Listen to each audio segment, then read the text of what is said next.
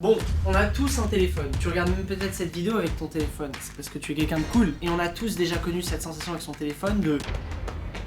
Merde, il est où? Et en fait... il est là. Alors là, il était dans la poche, donc c'est sympa. Mais quand il y est pas, oh là là, c'est tout un monde qui s'écroule. Tu comprends que dans ta tête, il se passe quelque chose chimiquement. Et c'est de ça dont on va parler aujourd'hui. Les fois où j'ai cru que j'avais perdu mon téléphone, il m'est arrivé des sales trucs. Il y a des choses qui sont particulièrement récentes. Et ça va vous faire plaisir. Alors comme d'hab, il y en a deux qui sont vraies, une qui est fausse. Et c'est à vous de deviner dans les commentaires laquelle est la fausse. Je vous révèle dans la prochaine vidéo laquelle était la fausse. D'ailleurs, dans la dernière vidéo anecdote, celle des conneries que j'ai fait petit, c'était la troisième qui était la fausse. Celle où j'aurais cassé un disque dur. C'est faux, archi faux. Donc on va commencer maintenant. Je vais vous raconter la première anecdote qui est assez récente. Ça date de soirée, voilà. Je vais bien garder mon téléphone auprès de moi pendant cette vidéo. C'est mon ami, mon seul. Mon plaisir.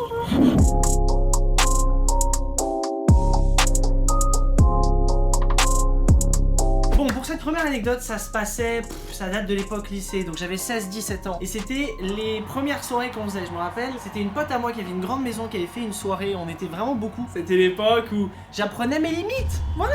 Je me suis amusé avec un gars particulièrement. C'était pas encore un pote, mais justement on apprenait à se connaître pendant cette soirée. Le gars il était délire et tout. Et il avait un an de plus, je me rappelle. Tu vois, il avait ce truc de il était plus âgé, il avait plus d'expérience. Bon, finalement on a tous les deux été couchés et on s'est tous les deux endormis.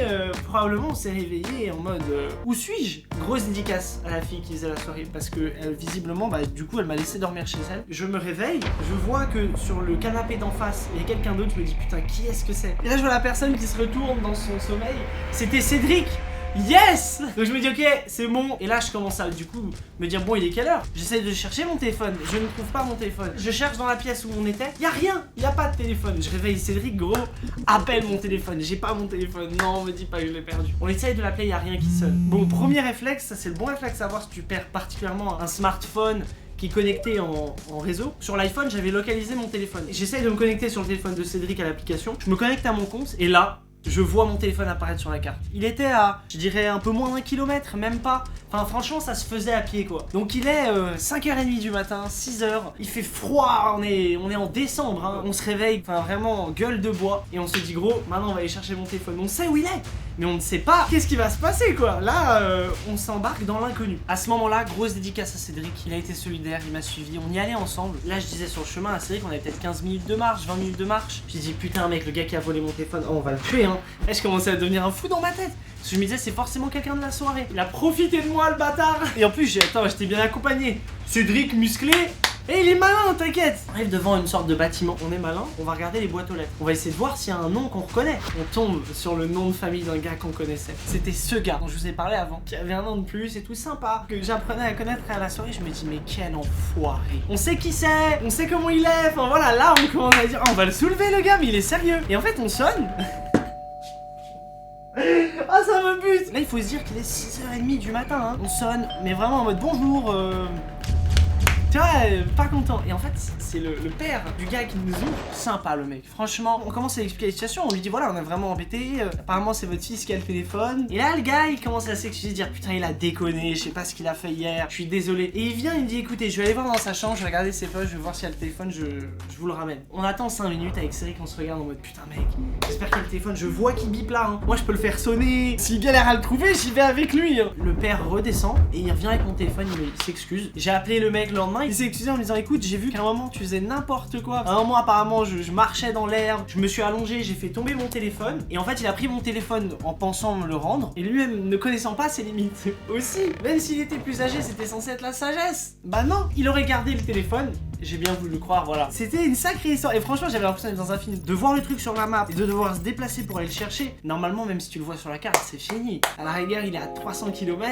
Il est dans un endroit où tu sais que tu pourras pas aller. Activez la localisation sur votre téléphone, ça peut vous sauver. Connaissez vos limites aussi. C'est ça la leçon de l'histoire. Depuis je les connais.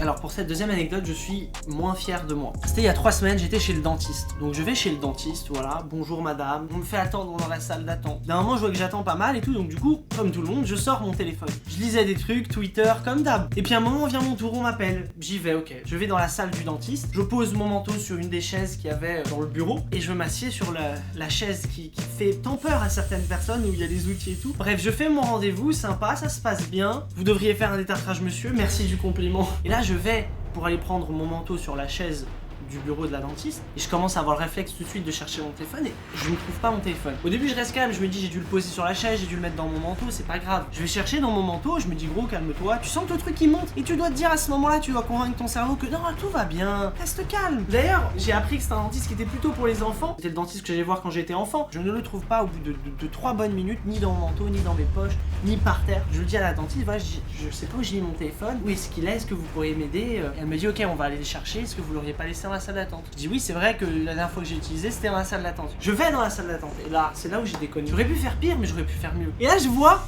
exactement, mais vraiment exactement à l'endroit où j'étais. Je vois il y a un enfant, il est exactement à l'endroit où je suis. Limite il est posé pareil. Puis en plus on a les masques, donc tu vois que le regard de la personne. Et du coup bah tout de suite mon réflexe c'est d'aller à l'endroit où j'étais. Donc je vois qu'il y a ce jeune enfant qui devait avoir, je sais pas, il doit avoir 10 ans même pas. Je vois la dentiste qui est à côté de moi, donc le jeune il a 2 adultes en face de lui. Elle me regarde un peu en mode genre vas-y pose-lui la question. Limite elle aussi elle doutait, donc moi je me sens à l'aise, j'y vais tu vois. Et je le regarde et tout, je dis ouais salut excuse-moi, est-ce que t'aurais pas vu un téléphone? Il m'a pas regardé, il regarde droit en mode non j'ai pas vu de téléphone. Il a un peu hésité tu sais. Il y a eu un petit silence, puis il a regardé autour de lui. Il a mis ses mains dans ses poches, non y a rien.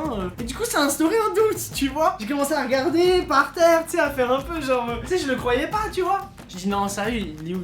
T'as vu un téléphone Mais toi je montais la voix mais poliment. Mais je sentais que je lui mettais la pression le pauvre. Parce qu'il devait me voir comme un... Voilà j'ai 21 ans, je suis pas non plus la dentiste qui en a 40, 50. Mais par rapport à lui je suis un adulte tu vois. Je croyais qu'il commence à monter en pression et tout.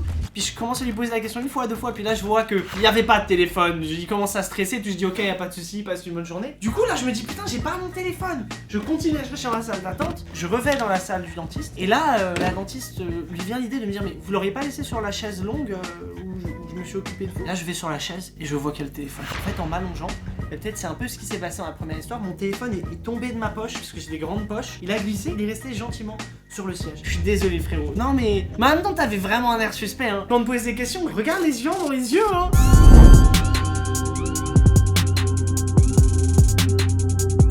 Pour cette dernière histoire, alors ça ne se passait pas en France, ça se passait à l'étranger, en Asie du Sud-Est, à Singapour. Vous savez, c'est le pays où j'étais allé dans la fameuse vidéo de l'avion, c'était la bonne époque hein. Je me rappelle, je prenais le taxi avec les personnes avec lesquelles j'étais. Dans mon sac, je me baladais avec un sac à dos au-delà de ma valise, dans lequel j'ai tout, absolument tout. J'avais mis mon téléphone le moment où on rentre dans le taxi, dans mon sac. Enfin moi, le moment où je mets mon téléphone dans mon sac, c'est que t'es à l'aise vraiment pour mettre le téléphone dans le sac. Tu sais, c'est ce truc quand tu portes des shorts, que tu t'assois, t'as le téléphone qui fait mal à la jambe et tout, tu vois, ça te... Faut pas dire que ça rentre dans l'entrejambe, c'est chiant. Donc tu le mets dans le sac, on est à l'aise. On arrive en bas du bâtiment et le taxi nous dépose. Je rentre dans le bâtiment, on arrive dans l'appartement de la personne et arrivé en haut, premier réflexe, je veux sortir mon téléphone. Mais en fait, je me rends compte que j'ai laissé mon sac à dos dans le taxi. Je ne l'ai pas pris en fait. Donc j'ai pas juste perdu mon téléphone, de l'argent, etc. Non, là j'ai perdu mon passeport, mon ordinateur, des documents super importants, tout.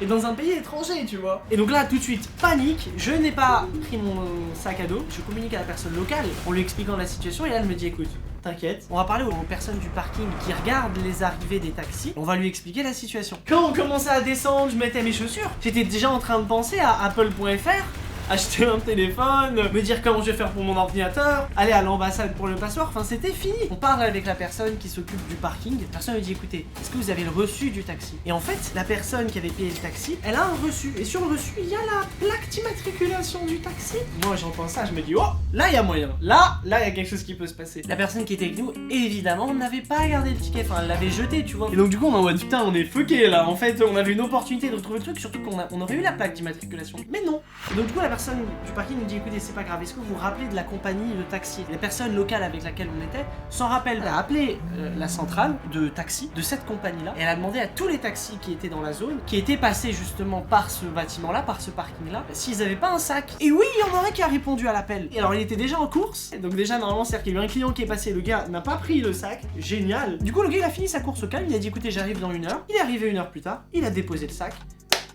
Je lui ai donné un pourboire au mec. En plus, on lui a fait déplacer, on lui a fait perdre de son temps, c'était purement de ma faute. Et j'ai retrouvé tout, hein, il y avait tout à l'intérieur. Ascenseur émotionnel. Et là, j'ai eu de la chance. Trop de chance, limite. Limite, tu vois, j'aurais dû perdre. L'anecdote aurait été encore plus drôle. Je sais que ça vous aurait fait marrer. Mais c'est arrivé. Ou pas.